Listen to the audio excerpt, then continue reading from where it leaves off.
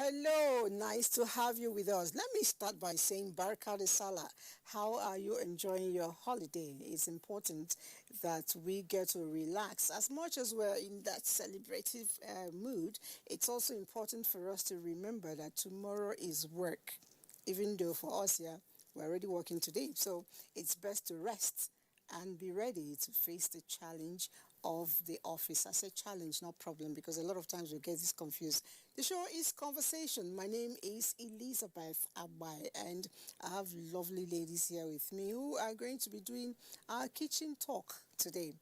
What do I mean? But before I get to introduce the topic, let me quickly showcase the beautiful ladies and do your introduction by yourself. Good morning, viewers at home. I will say Barka de Salah too. I hope you enjoyed your Salah. I am Hawa Mahmoud Adam. I'm happy to be with you today this morning. All right. Okay, and we have... Titi Lola. Abigail Mafe. I will also say Barka de Salah. Good day, viewers at home.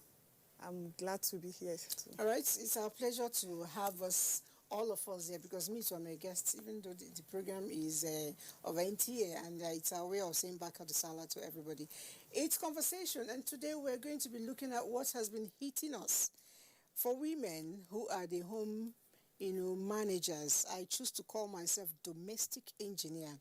That engineering thing is becoming hard though. We need to go back to university to find how to, rearrange the arithmetics of economics, engineering to get the home flowing. Are you with me? The answer is yes. But let's go and take a short break. When we come back, we get to tell you what we're talking about full time.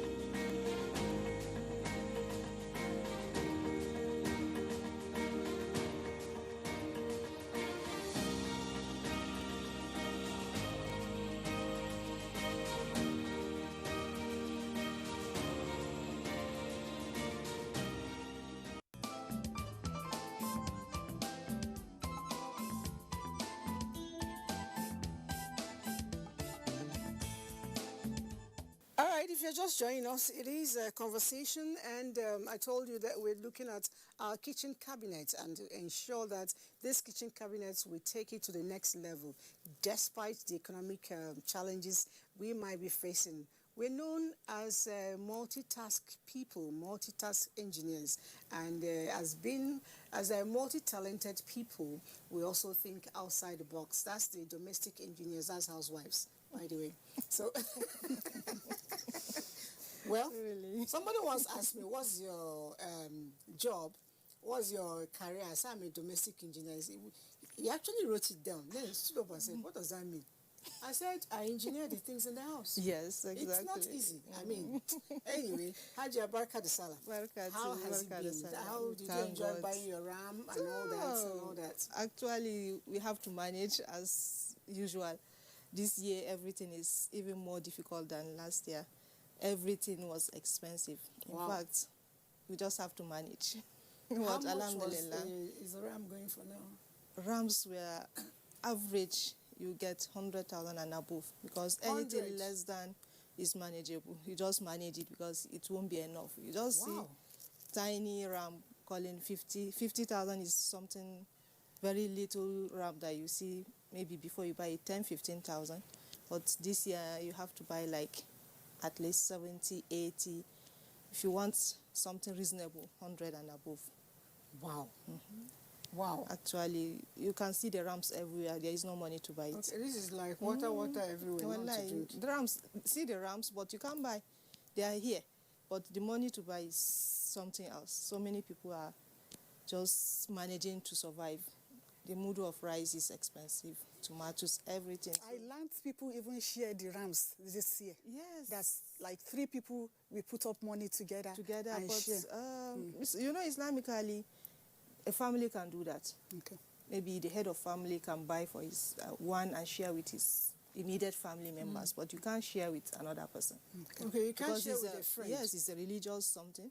So you can't share with outside relative, or maybe the head of the family will buy one and share with his immediate family.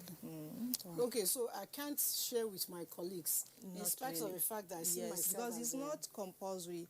It's for somebody that can afford. Because Islamically, God does not put something, a burden on someone that he cannot bear. I wish human beings can begin to see it like So, that. you know, we take everything as compulsory, or, you know, you force yourself to do what others are doing. A You want kind to of competition. Yes, but it's not actually that compulsory, because God knows if you can afford. That's why it's a sharing something. When you slaughter the ram, you are expected to share it into 3 parts. You give out to others. You share with others, especially those that did not have we are not opportune to, you know, slaughter. So you share with them. That's the spirit. You are not forced to do it. You can't go and borrow money to come and slaughter ram. And at the end of the day, ask that. yes, Can I because borrow? people do that. You can't buy. You can't go and borrow, then come and slaughter the ram. At the end of the day, you will not be at peace, because you will start looking for money to pay, and maybe you are not buoyant enough to do that, and there are problems. So God knows your those situation. people So you who are in just government or public office holders, or even civil servants like me, if I siphon government's money for the purpose of buying ram, my prayers definitely will not be accepted. My it sacrifice. can't be answered. Okay, that's a good one. I wish we can all understand that. Can't be answered. God does not because take stolen things. God, Islamically, Inna Allah ta'ala tayyibun. The Almighty God is pure, and He does not take anything except pure things. So if you are not pure yourself, your heart is not pure, you sacrifice for people to see, you have slaughtered 5, 10 rams, or just people to see, then your reward is there. They have seen and they have appreciated. God did not appreciate that, because He did not do it for Him. Yes. He just did it for those people around you to notice that this what you are buoyant enough to do that while other people are hungry. Why not share with others? All right. You know, now you talked about ram. It's because of the Salah period. I also know that beyond just the ram, a lot of people go extra mile to just do things. You know, things. Have you? I don't know, Lolo. Have you gone to market before? This one happened to somebody who I noticed, and I had to tell the person, relax. It's real. She was paying for something on a counter, and the cashier was counting. And at the point, she was like, I think this is more than, you're putting more than some of them tutu. You know, so at the end of it, they had to do count again. login again, and it still came out the same thing. The woman went to her car, sat down, and was going through the thing they gave her, the receipt they gave her, to be sure that she's not being cheated. I smiled. I said, don't worry, the lady didn't cheat you. It's all in the system. In the biting economy. Have you felt that way before? I have, severally. At times I go to the markets, and after buying things, I look at the quantity of what I have compared to what I used to have before. And I start thinking, did I misplace my money somewhere in the market? I start looking around, you know. And if you are not careful, you become depressed almost immediately. Yes, you become depressed, because you now look at, you take 20,000 naira to the market, and what you are getting is not, you know, it can't fill up a bako bag. That 150 or 200 naira bako bag. And you keep wondering, what is happening? It's just the way the economy is now. Seriously. That is just the truth. So it has happened to me several times. It happens to everybody. It's a common thing. You know, it's a common thing. If you just go to market with 100,000, assuming you bought a bag of rice, around almost 30,000. 30,000. Yes.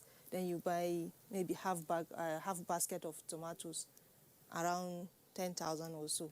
Then you buy onions. Before you know, you have spent almost 60,000. Now you have to buy meat, buy oil, buy other things. Before you know, you just see the things like this. They are very something that is just small. You start half counting. of your boots. Yes, you just start counting. Okay, how much did I buy this? Is it actual? You sit down and calculate and recalculate, because you will just be 100,000, and then Oga at home will be saying, Oga, there is no Maggi. I couldn't buy. How much did I give you? I gave you 100,000. I love that part of Oga that you brought into it. I think it's something our men just need to realize, that the economy is no longer friendly. And either we like it or not, they need to join hands together with the women to make sure that our kitchen is becomes the best. Yes, suitable for us. Honestly, what I was actually going to suggest at the end of the day is let's swap role. Let women take responsibility for house rent, electricity bill, school fees. Let the men take care of the everyday running of the house full time. Really? Everyday running. You buy beverage, you buy toiletries, you buy gas for your car, you buy everything. Then you supervise the house. And then if you have activities. a lot of women, girls, children, girls. I didn't say boys. Boys, buy one Paco jeans and t-shirt. It's good to go. Then when it's a girl, even when they are like this, it's true. Those small hair pin, they cost money. Yes. And small girl like this knows that this dress does not match that black shoe. It's It's true. telling you that exactly. this dress is red. Like my Why daughter. is my shoe not? Your daughter does it. Yesterday, we dressed up for Eid. So, normally it's preferable this Eid Kabir to use white clothes to commemorate with the Hajj and everything. So we use white clothes, me and her elder sister. So she used one black veil. She now said, Mommy, I would have used white. I said, I carry white. She used the veil, and she was not comfortable. She was just, when we were praying, I just laughed. I said, okay, when we finish, I said, you did not even concentrate. You are busy. She wanted Rolling to go up with and the down. yes. She wanted to belong. Since we are doing the same, she must do it. And at the end of the day, she was not comfortable because when she was praying, she was just trying to, roll over the veil, carry it from the side to the other side. I was like, this one, your prayer, you did not concentrate on. Say, no, I've been praying. I said, okay. Because as little as she is, she knows that, okay, this is what she wants. And she wants to follow the cue. But that's where the girl child comes in. I think the needs for the girl child when it comes to provision at home is much more than the boy child. Sorry, let me quickly chip in something. My own experience. Like last week, I have 3 daughters. Mashallah. They are on holiday now, so they wanted to make their hair using attachments. Sincerely, we spent above 10,000 naira. Really? Yes. And just it will not last up to a month? No, just to make hair. No, but I warned them. I said, this hair must stay up to 4 weeks, which is a month. Because there's no how you will make me spend another money. And after 2 weeks, you tell me you want to remove it. Yes, I say, so because you have to just calculate know how you will manage it. Yes. So that is just it. And normally, maybe 2-3 years back, with just 4,500 naira, we can do that. You see? Speaking of this, I think all of us have the same experience. In a little while, the feedback number will be there. So fellow housewives who are watching us can also share their own experiences. And as you share it, I also want solution, because the whole idea is to ensure that we all find ways of mitigating or managing or ensuring that we have free flow of things we need in our home. When you talked about hair, I remember growing up, and my mom had like 5 girls there, and it was compulsory that everybody learns to do hair. Yes. So that way we save costs. Exactly. So what do you use for your own solution in certain things? Actually, I have to learn how to make hair. Because sometimes they give them hairstyle in school. So if you are late, prescribes the hairstyle. 2 weeks. Okay. So if you don't know how to make hair, by the time they come back from school and maybe during weekend you are busy, you couldn't make the hair, then you couldn't take them to salon to make their hair. You have to, because if they go to school without hairstyle, they will punish them, or it's like you are not that serious. The parents did not take care of the children, and the hair is looking old and all those stuff. And the children will not even allow you. So there was, I think, 2-3 weeks back, I have to sit. I traveled, I came back late. I have to sit, and I came back around 8 because I traveled to Jos. So I have to sit, make the hair. I started making the hair around 9. So I have to sleep around 11. Wow. Because they are going to school on Monday, and I cannot afford to do it in the morning, and they have lost their head already. So there is no way I will just leave them like that. So I have to, even if it is big, control that, and before you know, it was around 11. Okay, how can we make our, expenditure even further less in the homes? Especially when it comes to feeding. I am not surprised that feeding takes a lot of money, because even with Maslow law, it's still the basic, the fundamental, the first need. So it consumes a lot of money. How do we begin to ensure that we waste money less, we save more, so that the family can still eat healthy? Well, on my own part, I think bulk buying. Bulk buying? Yes, buying. What about if you don't have bulk money? At times, just like we have been saying, group of people come together, group of women come together, like in offices, civil servants. You come together, you buy a bag of rice, 2 bags of rice, and you share. Okay, that's nice. You buy goat, fish, chicken, and share as well. You buy milk, bag, and share. Sugar, flour. We do that in my office. Yes. Stockfish, dry fish. Yes. So that has helped a lot in a way. Then another way to eat is that seasonal. When those food stuff are in season, you try and buy as much as you can.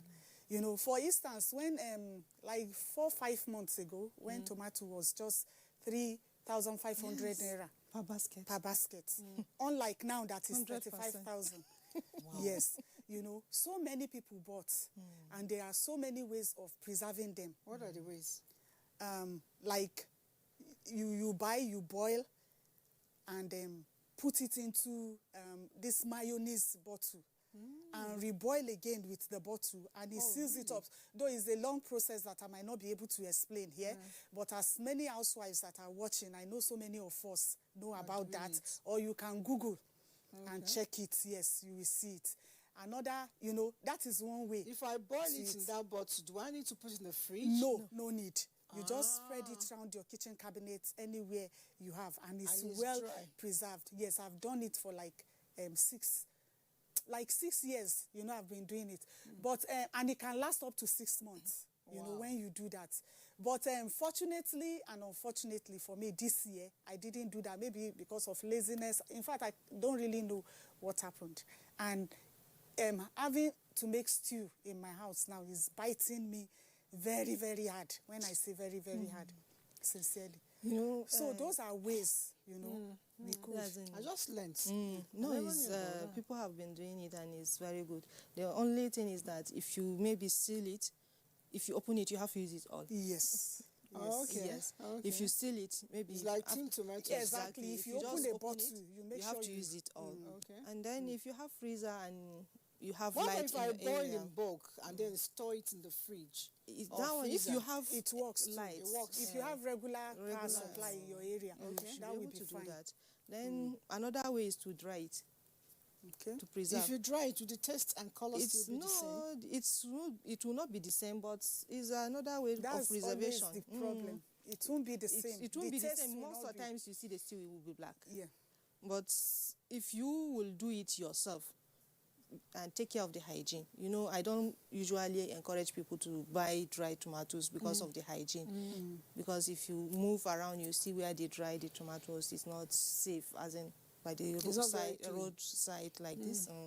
You talked about beans and bottling the beans. Yes. How do you do that? Yes, if you buy beans now, you remove the dirt, the stones and everything, take care of it. Then you get a jerry can. Yes. And you put it inside, you close it tight. And it will last over I used to do that for a year.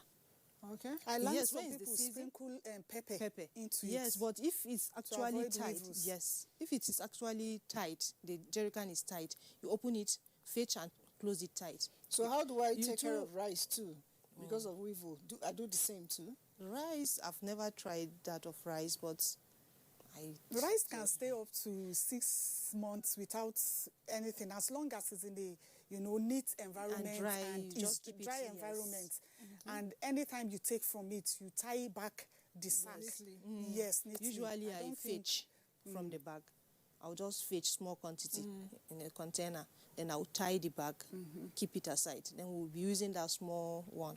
If that one is finished now, I'll add refill another. on. Yes, yes. What So that I it think will not- again, maybe for families, I know there's some people at the end of maybe weekend or something, they make pots of soup, pots of stew, maybe like 4 different soups, 2 different stew, and put it there. So the children come in and eat whenever they want to. I'm thinking that probably we'll save more money if we cook less, and then learn to also eat at home. There are people who are constantly buying from food vendors outside. Constantly. In workplaces, as they're entering the office, they're ordering. In fact, some of the food vendors already know by 10 o'clock you're supposed to go and give these people food. And I'm wondering, why do I need to do all that? The money you spend, you may probably think it's just 500 naira or 1,000 naira. If you're buying 500 naira worth of food outside your home, I can assure you you're eating bad oil. And anybody who is old enough to work should be old enough to watch his or her own cholesterol. So they can't definitely go to use olive oil for you. That's Not at all. So you take whatever oil that is available, maybe over recycled oil as well. Now, apart from the fact that you're putting a stress on your health, you're also wasting money. If I have to eat food 1,000 naira for lunch outside my home, my husband eats 1,000 naira outside his home. Probably a child eats 500, 1,000 naira. That's 3,000, right? Yes. With that 3,000 naira, no matter how difficult things are, I can make good pot of jollof rice that we can eat 2 times. 2 times a day. And still have Exactly. And you add fish and meat. No, I'm taking a big man jollof rice. That's what I'm not talking about our level. If I'm going to cook our level, 1,000 naira will do it. See? And everybody will eat clean and healthy food. Most of the times, we ladies have challenges in this area. Or how will I put it, as in the women of these days are not same with our mothers. Our mothers manage the home very well. And we can attest to that. They raised us well, as in they train us well. You see, even if it is Maggie, they'll open the sachet and you see them as in shaking it so that nothing will. No waste. Yes, no waste. But these days, you cook anyhow, and at the end of the day, the food might not even be as tasty as it's supposed to be because you are exhausted. You are carrying 3 or 4 workloads. You are a mother, you are a wife, you are a working class lady, and things like that. And before you know, if you come home, you'll be exhausted. And you don't care what is happening. As far as the food is there, let it be. Whatever is going to, as in how to manage it and other things, you don't even care who cooked the food, what happened to the food. Is it the person is as in taking care of the size of the food? You're supposed to cook like 3 cups and the person is cooking 4 cups. And the children of these days, you can't cook food and warm it and rewarm it. They will not eat it. Those things come along. Like you said, you're coming from work, you're exhausted. Yes. I think if we begin to train our children to work with us in the kitchen, for 2 things. Somebody is asking a question here that I want to link to what I was saying. It says, concerning the feeding aspect of children, children do not care if parents have money or not. All they want is the food and it must be provided. You didn't write your name here, but you're actually right in this aspect. Every child is expected to, in fact, I always tell them they were in heaven minding their business. Yes. You now ask them to come, so why won't you give them In food? fact, it's their fundamental human rights. It's their fundamental rights. That you provide all they need for them. And just like you have said earlier, the basic necessity is food, feeding, clothing, and shelter. You must give it to which them. you have to provide, either you like it or not. And just like we are saying, this also brings us to the family size as well. It's so unfortunate that you see even educated women these days, you hear them saying, children are gifts from the Lord, let's just have them. and God will take care of them. that thing. I don't think it happens like that, the way Nigeria is now. You have to use your sense. Let me use that word, sense. Honestly. And know what you are doing. Plan it very well. Yes, so that you'll be able to provide well for your family. And You know, feed your speaking children. about that, this thing, I was trying to actually make a point from what she said. A lot of parents, give their children different meals. Like maybe this person will say, I don't like ogusu. Yeah. You go for banga. This person says, I don't like banga. You go for this. It's actually, unless somebody has serious allergy, I think everybody should eat the same thing to save money. That's how we all grew up. I'm in support of And that. a lot of times, this thing starts from early in life. Yes, Dad. If you make children be part of a cooking, they are excited to eat it. Exactly. If you're cooking, you're minding, the children are playing with their computer. First of all, you will get exhausted. If I'm cooking, that 2-year-old person, like you mentioned, the spices that come wrapped up, that child will battle to open it for me. Yes. I will achieve 2 things. The person will do what is called DIY, do it yourself. By the time she succeeds in opening one, she's excited. Exactly. And then she wants to, and I say, see what you did. Mama, you did this. And the food is not tasting extra because of your contribution. Yes, yeah, encouraging She now wants to eat that food, and she wants to participate even further. Yes. And then for me, that's a little job taken off me. But if you sit down and say, they are kids, they can't do it. Your child is 6 years old, she should not enter kitchen. Your child is 10 years old. Is it when she's 18? When is she going to learn to cook? There's no time. So at that time, she's used to taking it from mom and eating it. When mom is not there, she will start ordering food. Exactly. They go to university, their gas or whatever they're using to cook doesn't get lit at any point in time because they are buying food. And they are buying because there's no money to cook it. There's no money. So if And they they will start go early, extra ways to get money to buy To that buy, food. yeah. Thank you. Thank you. So I think it's best if we, work with our children from tender age. Let everybody be there. And for the husbands, don't think kitchen is for the women. It's exciting when I see my husband enter kitchen. It really, something Even though I that- know he's going to burn my pot, it doesn't matter. I'll just sit behind and be sure burn that half of the food. if you're cooking with fish, you eat half of the fish. All right, let's take a break now at Preferring Solutions. When we take this break, we'll look at what the solution offers.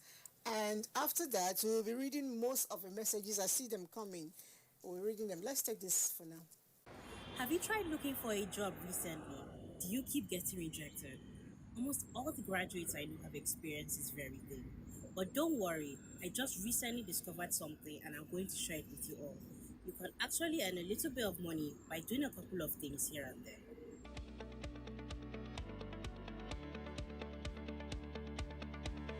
Driving a taxi or becoming someone's driver is a quick way to make some money. If you own a vehicle, you can also drive for a ride-sharing business.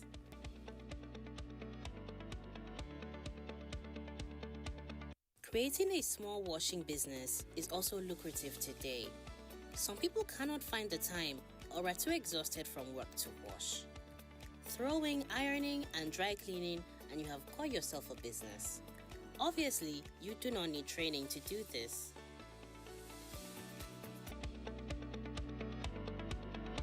Depending on the school year, becoming a lesson teacher is a good business venture.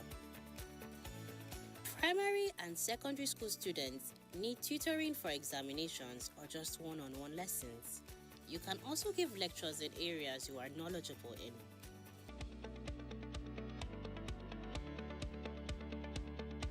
Young people tend to be on their phones a lot. In fact, data is their lifeline. But they can also use that knowledge to teach people computer literacy, manage social media for companies, or start website design. Working in the beauty industry is bankable now. From creating your own skincare line, becoming a makeup artist, or even just vlogging yourself using your own beauty supplies is a surefire way to make money now.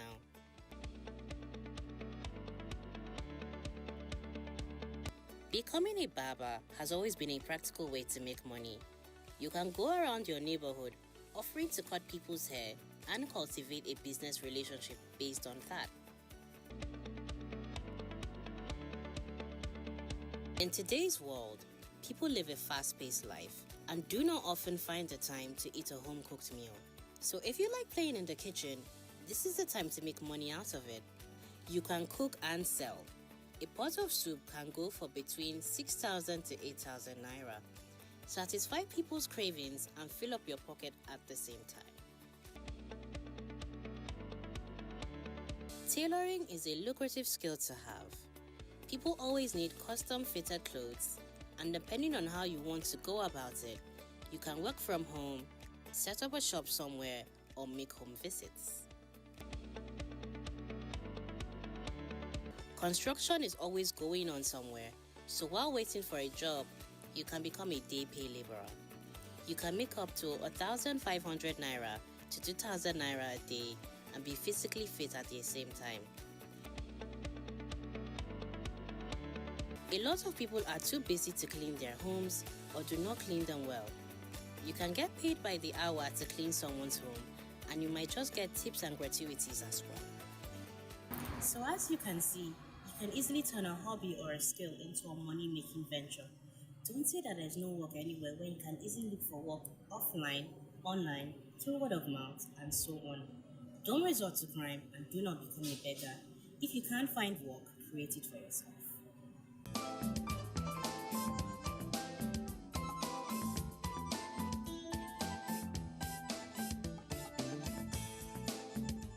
All right. In the words of Adao Nobu Onyeche, if you can't find work, create it for yourself. There's no, excuse to being lazy, especially the housewife. If you can't create that money minting job, you can create something.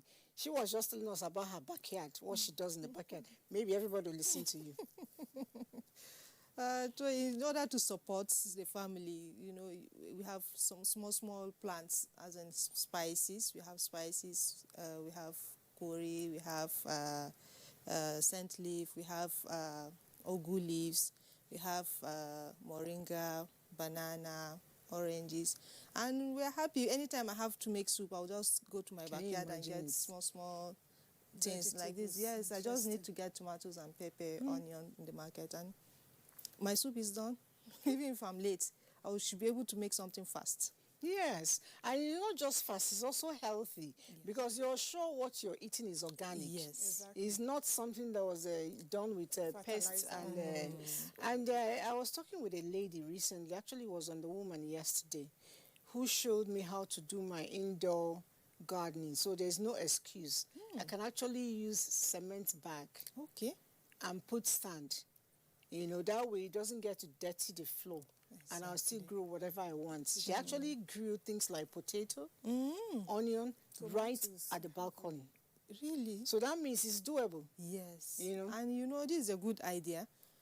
People especially people living in Abuja and places that you hardly see space to do that, you can still do it. Exactly. Even ogu, you can plant ogu in a cement bank, or maybe this flower pot. Everything. You should be able to do that. All these spices, instead of you to be buying from the market, you can't buy scent leaf and keep it for 2-3 days. It will just change. Dry up, But you can plant it inside the flower pot, and you'll be cutting fresh every day. I think anyhow you do it is a win-win situation for the woman, because number one, when you bend down to weed it, it's a form of exercise. Then when you harvest, it's your food is enriched. Yes. And healthy so too. Then you are reducing your costs. Yes, you're also reducing costs. Then the carbon monoxide you bring out as you breathe, those plants you use it to grow. So many advantages. Yes, too many. That's why I say it's a win-win situation. But beyond farming or gardening this time around, what can we do to really boost our economy and help our family pockets? Yes, what works for me, I don't do gardening, sincerely. What I have learnt now, I'll try that. I am a civil servant, but I also have a side hustle that I do. Hustle is good. Yes, I like have that a word. side hustle. In fact, I know you're acting. Yes, I act. Aside that, I am into perfumes. You know, I sell perfumes. Yes, oil perfume, the alcohol type and everything. I do that also. I also sell clothing materials. Can you imagine? Yes, there's hardly anything I don't do. Any legit business that will bring I was going money. to ask you that. Yes, legitimate business, you know, that will put money into my pockets. It's Because important. with the economy now, the truth just remains that your salary cannot sustain you. It doesn't take you anywhere. So you just have to think outside the box. So what can I do? You know? And the truth remains that we have to help the men the way the economy is now. Otherwise, as a they'll die woman, now. you can't just sit down and can't say, manage it let me alone. allow everything for my husband. It doesn't work that way. So you have to put in, you know, whatever it takes for you to do to also help. And in that way, you are helping your children as well too. You are helping people around you. You understand? I do wholesale in my perfume business. I have people that buy from me and sell, you know, to resell as well. So that way too, I'm able to build up some Other people. There are a lot of people that have come to me, you know, to ask for ideas and everything. One thing again I want to advise is that, you know, women, we like competition. We like oppressing. No, I don't do that. I try to empower as many women that comes my way. You know, I try to do this, do that to help yourself. Teach them how to fish. Don't always give them the fish. No, that's not And good that's enough. good. Like from my side, we usually run an NGO. And then we usually teach women, because we focus more on women. It's Ideal Muslim Care Foundation. We focus more on women and children, because the women are the pillar of the house. Yeah. If the woman is strong, then the house will stand. Stays strong. They are the homemakers, the home builders. You know, and I told you again, domestic engineers, don't forget. Yes. They are the ones that build the spiritual we architecture. find, especially the widows and the needies, we train them. We give them as in a kind of support. Skills acquisition. Yes, so that they can stand on their own and they should be able to raise their children. And by doing that, at least you are supporting the society. And like there are some villages around Abuja, here within Abuja, around that Durumi axis. Yeah. We find out that there are some villages there. They don't even read. And when I asked one of them, she said they have been staying in Abuja for over 50 years. And they don't have any graduate of primary school. Yes. Here in Abuja, yes, around Durumi. Graduate of primary school, they don't have. The highest... What's the name of this village again? This Durumi. Is around Durumi. But is it not the IDP camp? It's not IDP. Okay. It's like a little settlement like this. It's most of them are Fulani people. So with the current situation in the country, I now... It's like after area 1, you go inside a little bit. Okay. I asked, okay, what are you people benefiting from staying in the city? But nothing, they are just living and it's peaceful, everything. I said, no, it's not normal. It's not everything that is good. You people need to like go to school, learn your religion, learn the Western education. That's how you belong to the society. Exactly. Now you are isolated. And all these crimes that are coming up, you know, is because of lack of ignorance. They are illiterate. You kill and you don't feel anything. All right, so without meaning to cut you short, but I noticed two of you mentioned something, you know, at the same time while we talk, women and children, and you say you teach children and all that. So it brings me to think that I think that children in our homes should be made to do jobs. Yes. You know, not to earn money, but to learn it. What I always say, you know, voluntary jobs. Even if he's a child who is in like the feature Ada Onobu gave us, said if you're waiting for JAMB, you can actually go in to teach kindergarten people. You know, you can actually go in to teach primary school people. And remember, the more you teach, the more you learn. Yes. Your brain opens even more. Let's quickly communicate with our audience before they begin to get really angry. I am Precious Abam, texting from Enugu. With the present economic time, housewives should buy in bulk. Besides, cook less, cut down on the West program. They are feeding before they become poor. Okay, thank you very much. Just echoing what you said. Thank you, Precious. This one says, I got married. Good morning, Maz. Please, I got married. I would like Madam Titilayo to explain better on the tomato preservation. I'm really learning from you people. God bless you. I told you me I didn't even know it. So you have to explain it now. Somebody's asking for it. Okay, go ahead before I take the next one. Yes, the tomato preservation. Once you buy the tomato, you wash. After washing, you put in your pepper, your onions, your bell pepper. Is that what they call it? Tatashi. Okay, tatashi. Yes. Okay. You wash and go grinding. After grinding, you come back home. Some put it in the sack to drain the water off, you know. After the water goes off, if I don't put in a sack, what's my next alternative? I can boil it, but it takes more time. And waste and waste your gas. Yes, or whatever means you are using, it consumes gas and time. You know, so after draining the water, and you now have your thick paste, the next thing you do is to put it into that mayonnaise bottles. If I don't have mayonnaise bottle, I can use any other bottle, but clean. Clean, right? Okay. yes. The mayonnaise bottle is the most popular one, you know, but it shouldn't be a plastic. It has to be a bottle, yes. So you put it in the bottle and put it back into, you put it into the bottle, close it, and put it in a pot again and boil it. So it's the steam that seals up all the edges of the bottle. Oh, really? Yes, and it won't allow fungi or whatever to get into it now. So, okay, now how many minutes do I need to now steam this second steam? When it's in the bottle, yes. Just like 30 minutes, 1 hour is okay. And once that is done, you just remove them and put them in your cabinet, kitchen cabinet, like we said.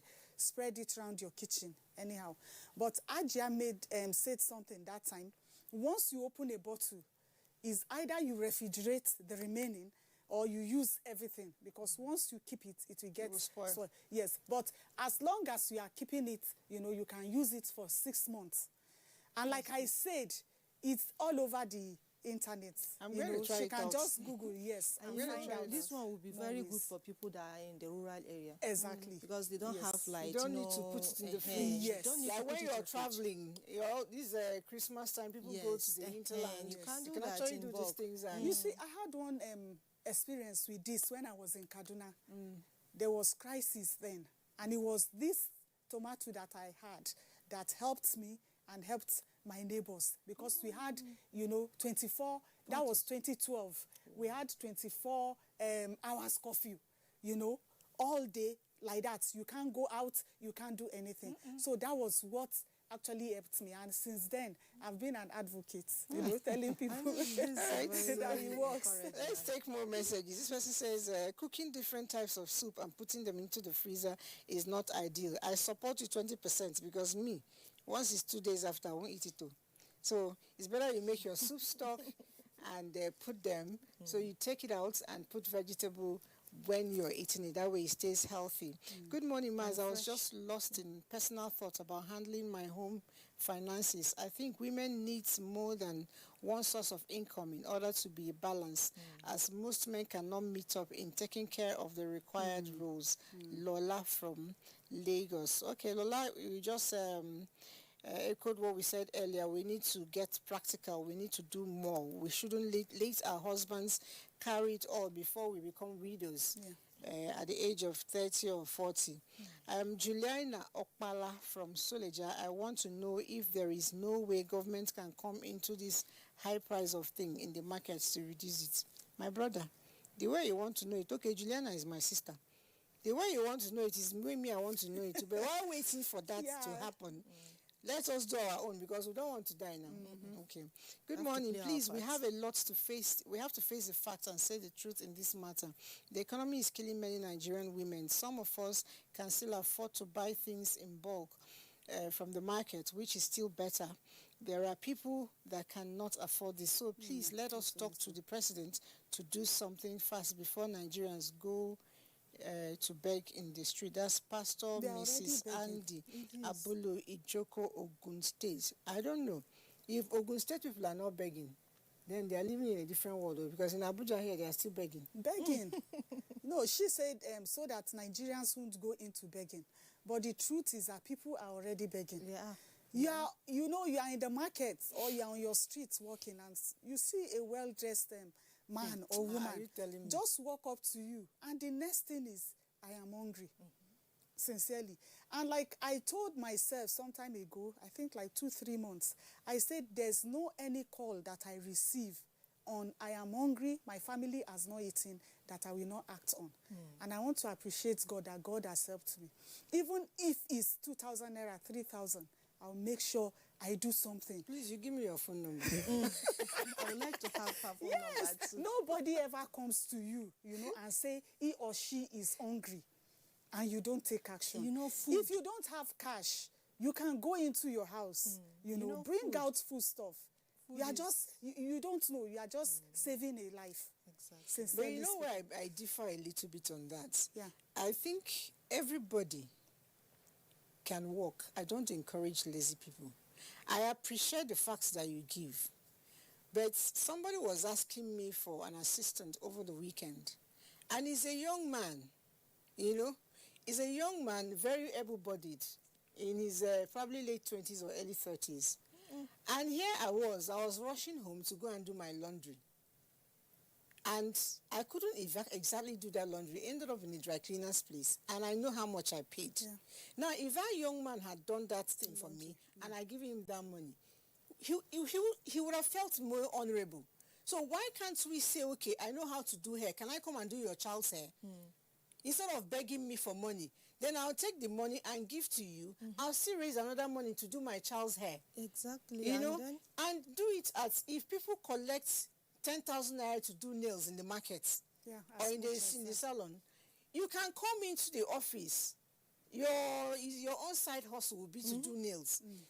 Auntie or my friend, let me do your nails. You spend 5,000 naira. I'll collect 2,000 or I'll collect 3,000. Even less than that. You know, because the person is not paying half. for shop or anything. That's another way. So you collect. There are people who can give you service. Somebody will see you drive your car, it's dirty. You've driven a bad road. Yes. You park it. The person will not say, let me use water and wipe this car for you. You're coming down. That person is asking you for money to go and eat. And you're looking at him, he's hella hearty. I will not give you my money. No, you see, like I said, there are two ways to that. Sincerely, by the grace of God, I'm a spiritual person. I search, if my spirit is not saying give, I won't give. It's not just like I give. Person. I give. It's not just like I give like that. You understand? Yes, they are exactly. I am 100% in support of what you said. You understand? And that was why when I was talking initially, I said, don't always give them the fish. Teach them how to fish. You understand? All right, there's so many messages here. Choma from Kano says, economy is bad this year, but all the same, happy Salah. Choma, thank you, Jerry. Happy Salah. Let's take as well. Good morning, Maz. We are enjoying your people here. The rate at which there is increase in everything is ignominious. It is God's help that will help us. From David. David says he's writing it from Oshogbo. Director, please, can you give me time a little bit? Let me take some more. Good morning. I like your program. Aun Donna from Makudi. Thank you very much. And Andon, I hope I got that name right. Good morning, ma'am. I'm very impressed with the program. God bless you all. Please, ma'am. My husband died 10 months ago, and my salary is not enough for me and the children. I have a business plan in mind, but no capital to start. What can I do? Victoria. Okay, so Victoria, we'll get back to you behind the camera. Let's take more. Good day. Please, I want to know the vegetable oil that is cholesterol-free to use for cooking. Of course, there are so many of them. One that is very paramount is the olive oil. And if you look at the vegetable oil that you can use, Truth is, if you keep it in a cold place, it does not congeal. That means it does not have high cholesterol, so you can actually use it. But the ones that are bad, if you put it even within your kitchen, it's not cold though. You see it, block up. That is actually how it blocks your heart and, gives you that stroke or whatever it is, cardiac arrest and all that. So it's best. And then all of the oil, it's best not to use them more than once. And, okay, one more message. She says, I think we should encourage eating natural food. Titi Lokbe, okay, Titi Lokbe, thank you very much. Natural food it is. And that's it for now. And we'll say thank you for coming. It is Salah. And in our tradition, we'll give you a little gift. Mind you, this is a flower vase, homemade. This is lovely. Thank you so much. On behalf of Conversation and NTA. We didn't buy it. We made it. Wow. So, and we give this to Sister Lola. Wow. That's your own. You put your flowers or you put your, makeup pencils and all that inside and really enjoy. For those who are at home, This is I have beautiful. one left, so this is for you. If you can get here on time, you get it. All right, so we say bye-bye. Please, whatever it is, don't waste food. For every food you waste, my mom used to say, it's a punishment unto the poor. Cook the much you can eat and eat healthy. We'll see you again next week. Bye.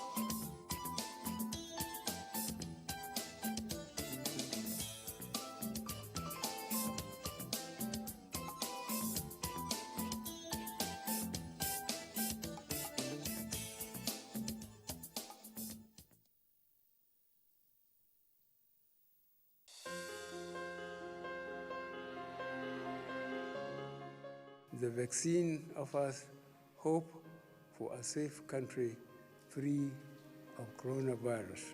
I urge all state governments, traditional and religious leaders to take the lead in the mobilization effort within their environment and spheres of influence. I similarly urge all eligible Nigerians to present themselves and be vaccinated in accordance with the order of priority already mapped out at the various authorized designated centers only.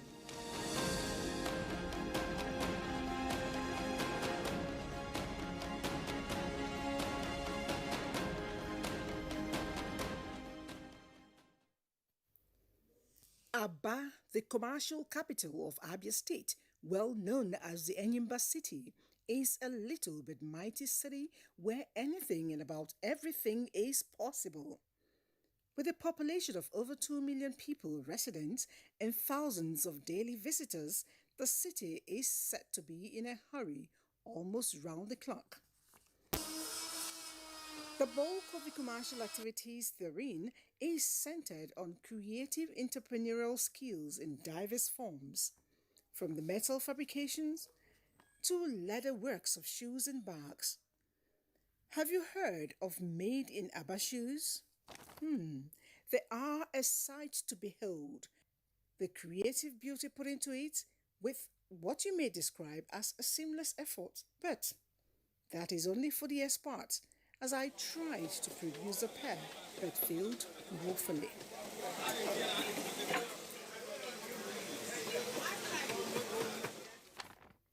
Now we know that it is easier said than done for the novice. How then do these experts get the job done? The Aba people, God gave us special strength. No matter any quantity you will order now, we will make sure that will satisfy our customers. Who really are their target buyers? Nigerians are not patronizing our products. Instead of them patronizing what we are producing, Cameroonians, Togo, Ivory Coast, Abidjan, all these African sub-Saharan countries, they are the people that are coming in here to buy our product because they know the value.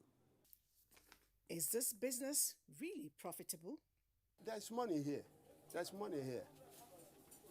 There is money.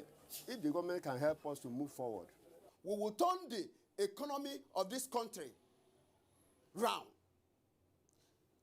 We will not be mentioning anything like joblessness again. All these young school leavers who don't have jobs, you see many of them here. They will be flowing, and we'll be training them because the skill, God gave it to us. One thing that stands out are the labels on the products. All are foreign. I wondered why. Whenever they come to know that you are the one that produced this one, sometimes they would not like to buy it. They prefer the ones they don't know, the person that worked it, than the one they know, the person that worked it. The Abba shoes seem to be high in demand, especially within the west coast of Africa. What stands it out? We are using two kinds of leathers. One is animal skin and a synthetic. It's Nigerian leather. That's why the country prefer this leather to those of their own leathers. As our women, they will tell you, that is what we are hearing today. They are now preferring made in Aba to made in China because of its quality today. Given the fact that this little town, known as the Japan of Africa, can well produce footwears for the entire Nigeria and beyond, what then is stalling the effort? Shoe manufacturing is something that needs brain work. They should first of all talk about an environment, a place that is made, that is cited for leather and the garment.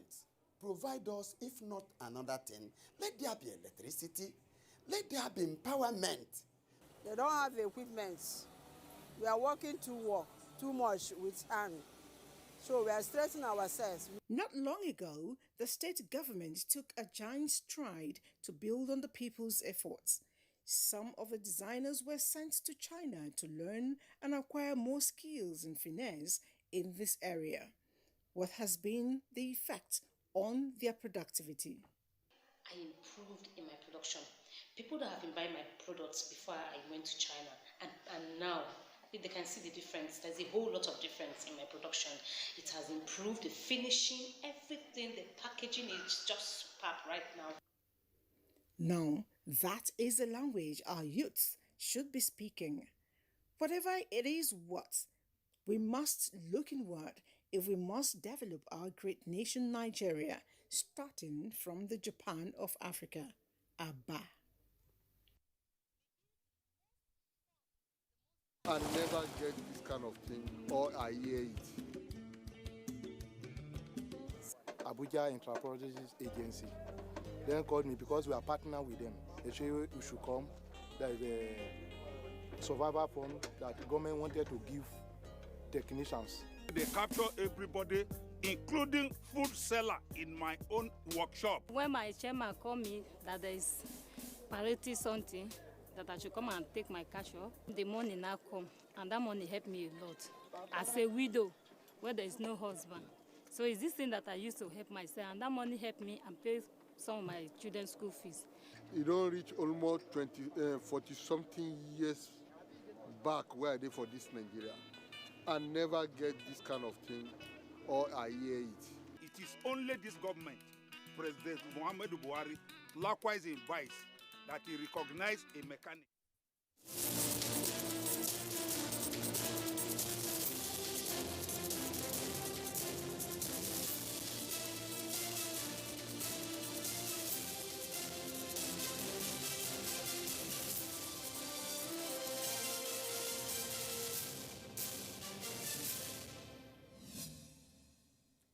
Hello and welcome to NTA International. These are the stories trending on the hour. I am Lami Ali.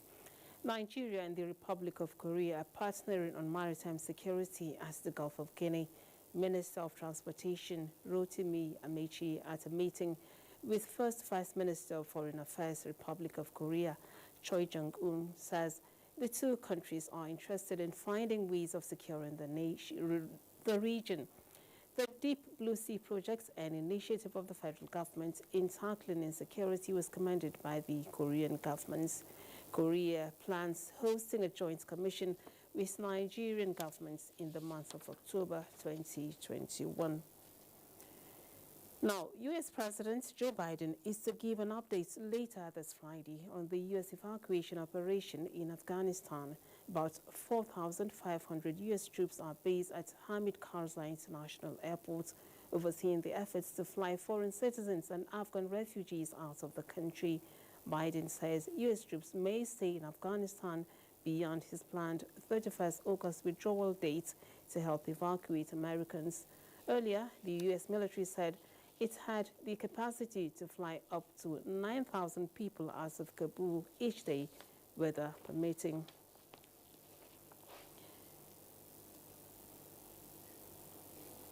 The Police Service Commission has set up an in-house panel to study in details available documents relating to the suspended Deputy Commissioner of Police, DCP Abakari, indicted by a report of the Federal Bureau of Investigation of the United States.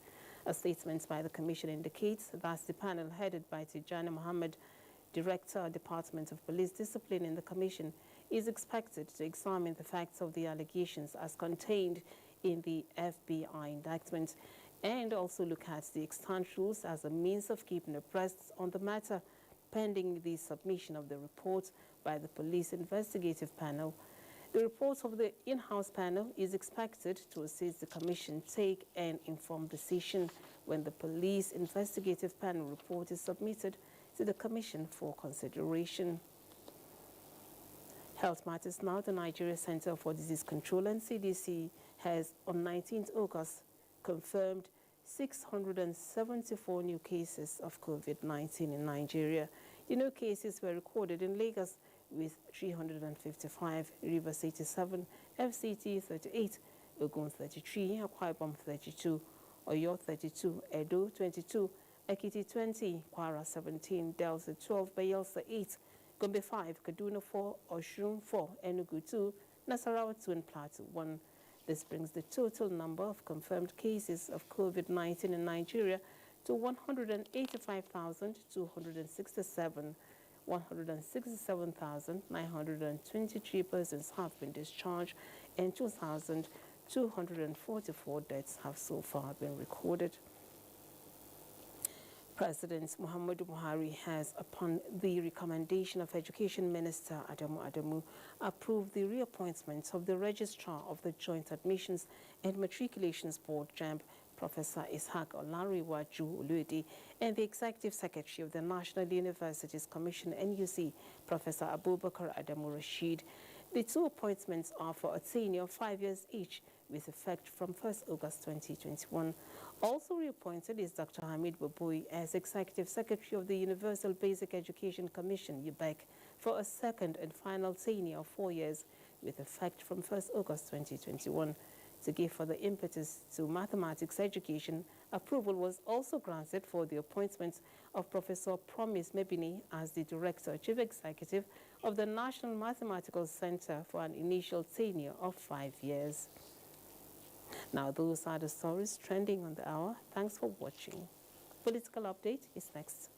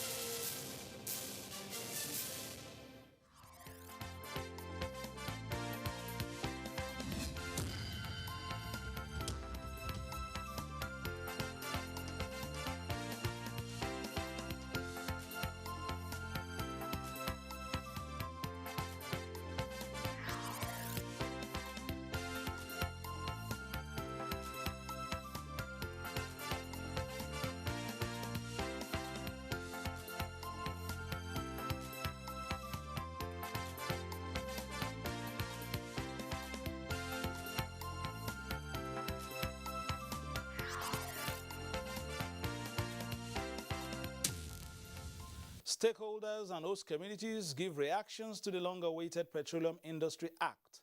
Ask the federal government to hit the ground running and marry concept with actuality. President Muhammadu Buhari expresses strong conviction that the tide of insecurity is turning and normalcy will be restored to troubled sports in the nation. The political musical chairs continue in Anambra State as INEC releases a new list of substituted governorship and deputy governorship candidates. Also on political update today, embattled PDP national chairman in a closed-door meeting with the former president. We have details of this in our lineup. I'm Fisayo Ogunfuyi. Welcome.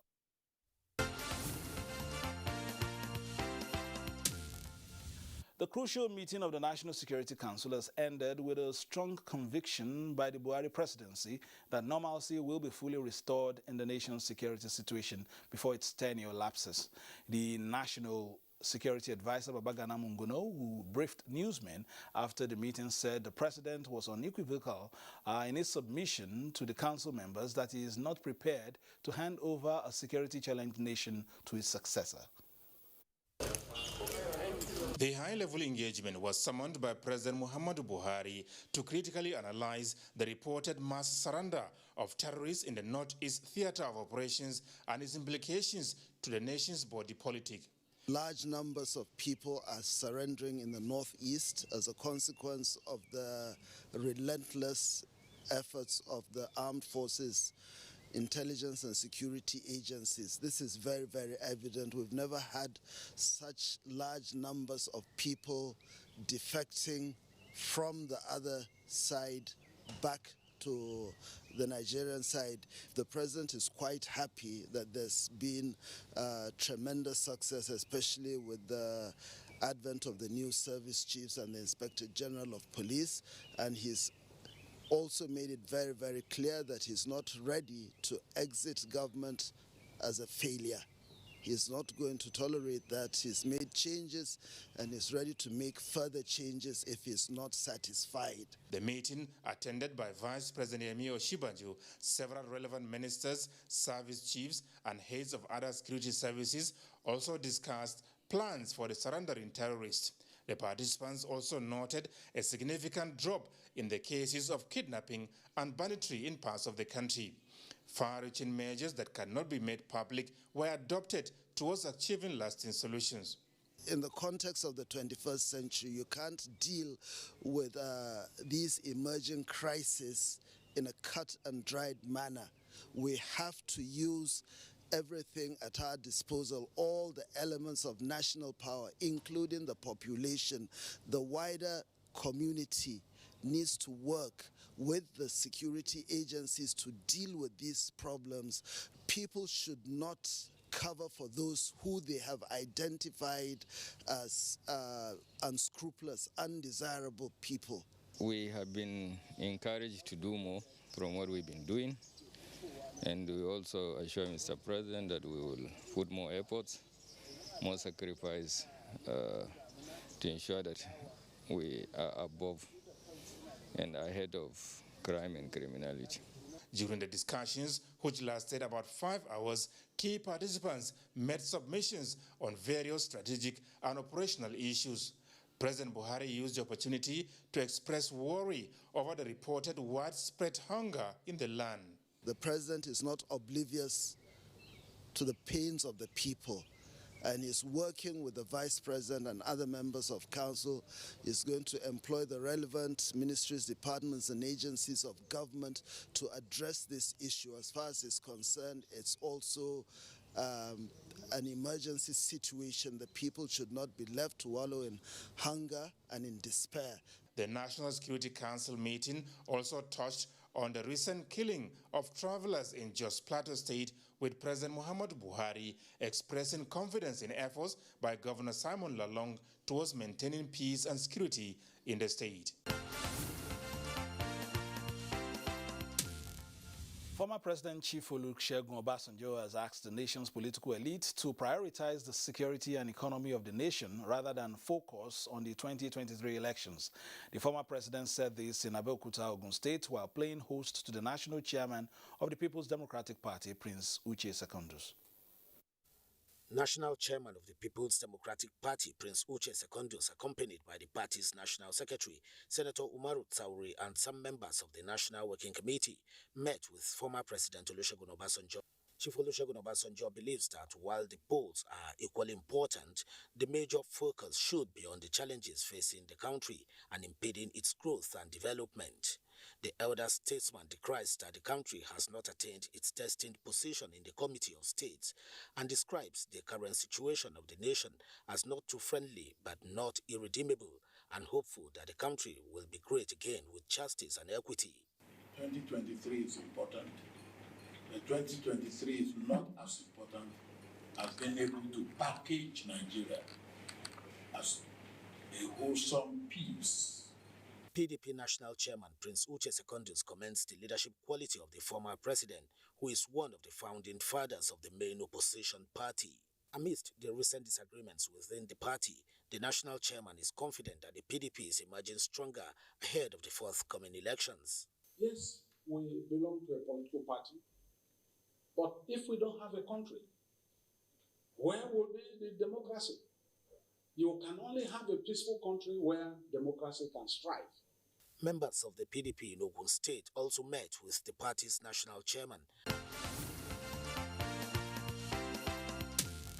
The Independent Electoral Commission, INEC, has published a list of substituted governorship candidates for the November 6th Anambra governorship election. The list substituted candidates signed by the INEC National Commissioner for Information, Festus Okoye, indicates that 7 governorship and 11 deputy governorship candidates were substituted by 11 out of the 18 parties fielding candidates for the election. Similarly, INEC was served with the judgment of the Court of Appeal Kano Division, which set aside the judgment of the High Court of Jigawa State on the leadership of the All Progressive Grand Alliance, that is ABGA, and the nomination of its candidates for Anambra governorship election. Following the judgment, the name of Chukwuma Umeji has been removed and replaced by Professor Chukwuma Soludo, while the APC also got a new deputy governorship candidate, Chukwuemeka Stephen Okafor. The final list of candidates will be published on the 7th of October 2021 as provided for in the timetable and schedule of activities for the election. But also reaching us from Owerri is that the High Court of Owerri has struck out Victor Oye and Chukwuma Soludo's application for stay of execution on the judgment declaring Chukwuma Umeoji as APGA governorship candidate and Jude Okeke as APGA chairman. Bright Bocho was at the High Court of Owerri, Imo State, and brought us the report. The ruling delivered by Justice Victoria Isiguzo is sequel to an application for stay of execution and leave of appeal filed by Chief Victor Oye, wherein the court granted him leave to appeal but refused to grant the order for stay of execution of an earlier judgment on the APGA chairmanship tussle, but rather reaffirmed its earlier ruling. The court holds that INEC cannot evade compliance with the orders of the court, declaring Umoji APGA governorship candidate in the forthcoming Anambra election, and therefore has a legal obligation to continue to comply with the subsisting judgment of the court delivered on 28 July 2021, which declared Chukwuma Umoji candidate of the party.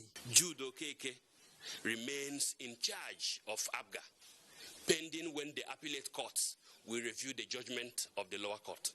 That is the purport of that judgment, and that INEC is bound to accept any list or forwarding letters from Chief Jude Okeke, who is presently in charge of APGA.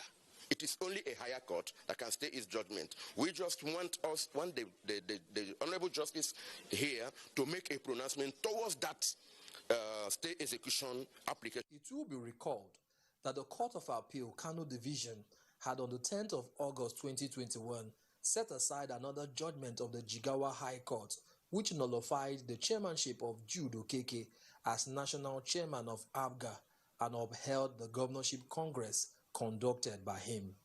In Owerri, Bright Ebuchu, NTA News. Joining us now via Zoom is the National Commissioner for Information, INEC, Mr. Festus Okoye. Thank you very much for joining us.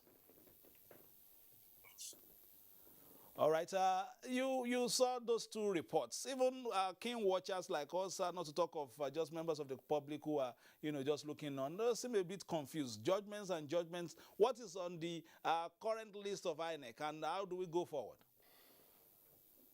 Well, as far as this particular mission is concerned, we are a constitutional body and we are a legal body. And by the provisions of Section 287 of the Constitution of the Federal Republic of Nigeria, INEC is under a constitutional and legal obligation to enforce decisions, orders, and judgments of Superior Courts of Record. In relation to the Anambra governorship election, we have a judgment of the Court of Appeal, which is a superior court to the Federal High Court and the High Court of the Federal Capital Territory.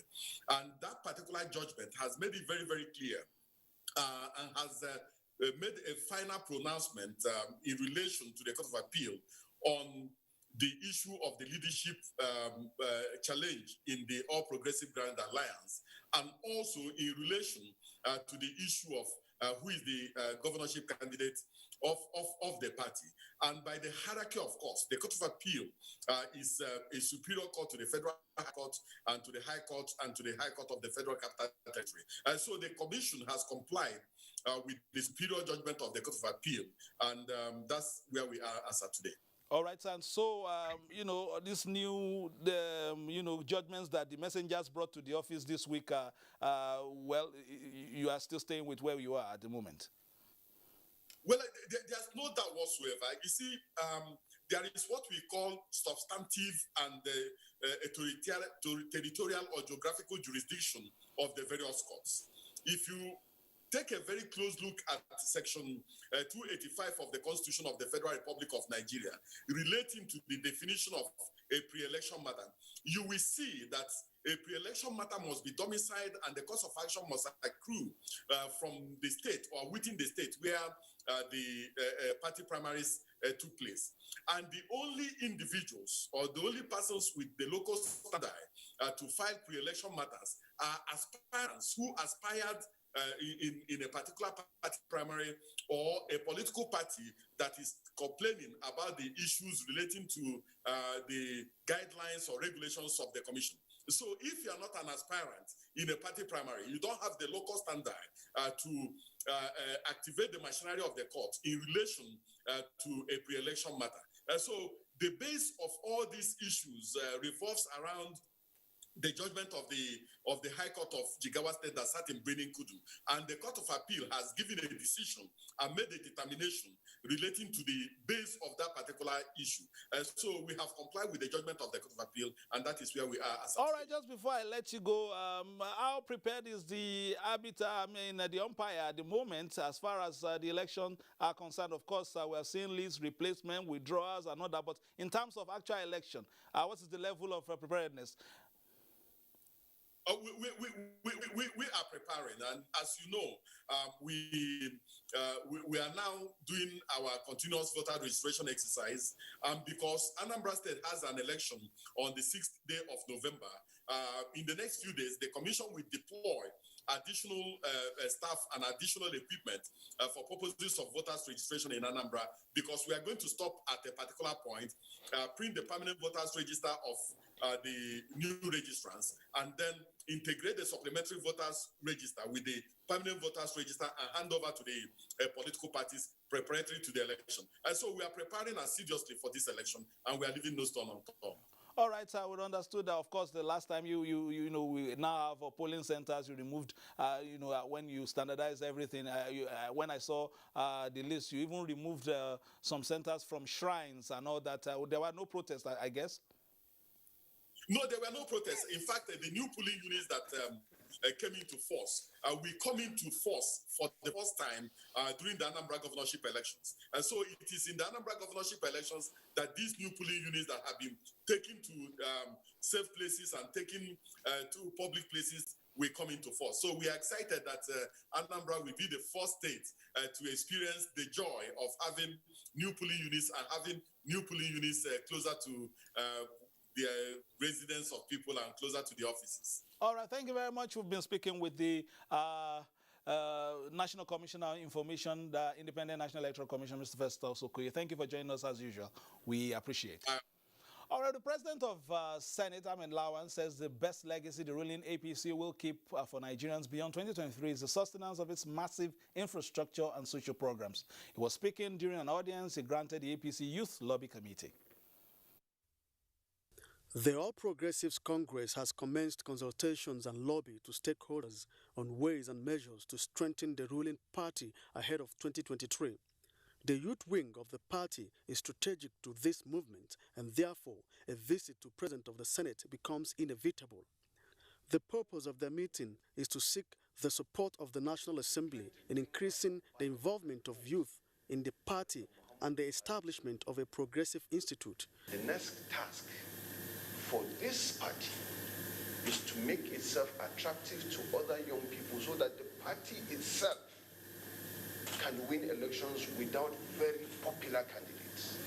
I believe that this country cannot make any sustainable progress without the youth of Nigeria getting the kind of empowerment through education, empowerment through creating opportunities, not necessarily government jobs, that will continue to produce all these massive infrastructures that no administration in Nigeria has ever invested so much in doing. The group also submitted the communique reached at the APC Youth Progressives Conference. Senator Lawan also granted audience to a delegation from Ghana's Parliamentary Service Board, led by its chairman, Johnson Nketia, accompanied by the chairman, National Assembly Service Commission, Ahmed Kadi Amshi, who are in Nigeria on a study visit. I always want to commend Nigeria for maintaining an environmentally healthy capital. But this exchange of visits really help in making countries within our region, this sub-region, share so many valuable experiences. The Ghanaian parliament is restructuring its parliamentary service. For our second conversation, we have Honorable Dada Adamu, who is an APC youth and is a member. Of course, you are also a special assistant to the APC Caretaker Committee Senate Rep. Looking at youths, you know, we've been talking about this, an ongoing conversation. 2023, everybody's talking 2023, but even in terms of where we are now, are youths getting more involved in politics, and are they given, you know, the chance to thrive? First of all, thank you for having me here once again. It's always a pleasure to be around you. And I have been here before, and it's been an excellent, engagement. Young people across the globe are the drivers of whatever it is they found themselves in. And Nigeria is no different. And so therefore, it is important that we, within the constitution, the constituencies of young people in Nigeria are given the right attention and provided with the right platform to be able to aspire whatever, A follow-up question would be that the ones that have been given opportunities, have they done enough for us to give more in terms of what, the status quo as it is? Yes. For me, particularly, personal opinion, I think they have done a great job. I have seen few young people that are currently in the President Muhammadu Buhari's government that have given me hope and given a lot of young people hope that if young people are given the opportunity to participate in governance, they are going to do more. I give you an example. There is a young lady who is currently sitting in the board of APC Caretaker Committee as a representative of the women wing, Honorable Stella Kotete. She is approximately 35, 36, thereabout, and she is a member of Nexim Bank, controlling billions, managing such resources that I'd never seen done by any young man or a woman. She's doing excellently well. And it is because of her performance in that gave the APC, the, what do you call it, to bring her on board as a member of the caretaker committee. And we also have, when you go to the Rural Electrification Commission, we have young people like Dr. Ohinare, and many other people in that institution. Okay, if we give pass mark into that, because time is not really after, if we give them pass mark in terms of even actively participating, actual voting, and also taking ownership of the processes. We just spoke with the INEC Commissioner for Information now, and the continuous voters registration exercise is on. Are you galvanizing the youth in this direction so that there will be a strong voice come in these elections? In fact, earlier, Barrister Ismail had been going around with the National Lobbying Group to reach out to critical stakeholders to get young people involved. And we are also taking not on Facebook. Let me not mention that. Not on social media, but actual participation. Social media is a tool that young people are going to be used to be recruited. We cannot in any way put social media aside. It is a key aspect. I'm saying on election day, for instance. Not necessarily saying this is where the vote is going, but actually being there. Being there, yes, we are working on that. I tell you one thing, 51.11% of the consolidated registered voters in Nigeria are between 18 and 35, currently, as it is right now.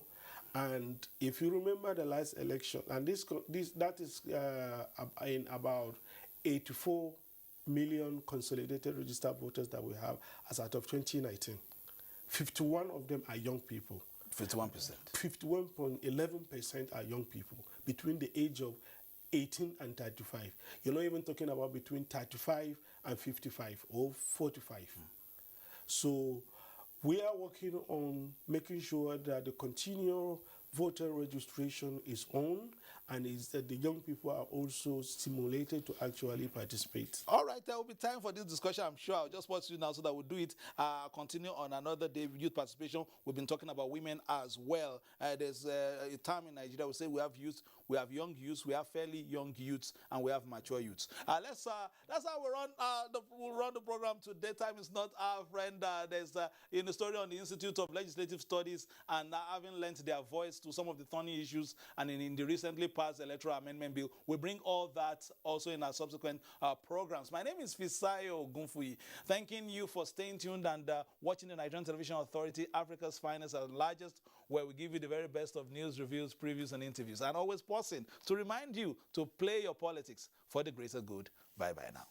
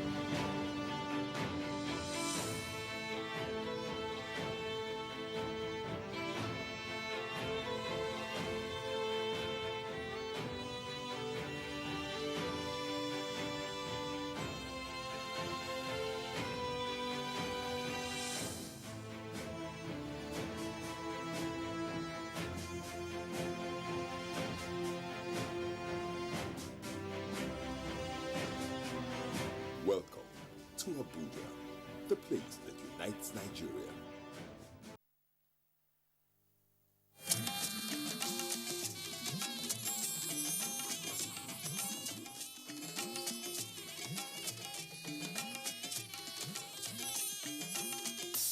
This is the network service of the NTA. When music meets dance, love meets poetry, and stories meet drama. Your joy, laughter, smiles and giggles will be all that matter. Let's gather here. Showbuzz. Live life happy.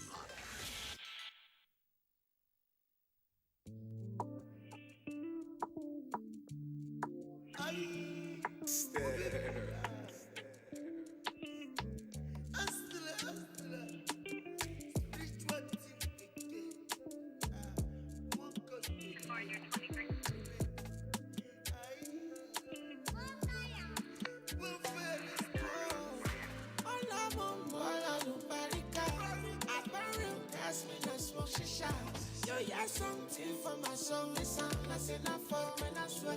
Be technical. I love on ball and Parika. I burn real gas, me no smoke shisha. Yo, yeah, something for my song. The sound that's enough for when I swear. Be technical. More love, more ball, I look Barrica. Life is a process every day, man, I'm getting bigger. Straight from Island down to Barrica. If you no get money for lad, you for money. Say, no, that sure you get Yaza. Pick a go jackpot. After all the late night, I've been burning data. I don't wanna be a player, I don't want another. You know I'm a star boy, just became a face. I bow, they tell long. Yeah, you know I got you. I've been thinking of it. Now for you, I hustle. You know music, now my hustle. And I know the no fit, yeah, my fucking I mean they say it's about they tell long. Yeah, you know I got you. I've been thinking of it. Now for you, I hustle. You know music, now my hustle. And I know the pop. No fit, yeah, my fucking I mean they tell. All I'm on board, I look Barrica. I burn gas, me no smoke shisha. Yo, yeah, something for my song. The sound that's enough for that's what be technical. All I'm on board, I look Barrica. I burn gas.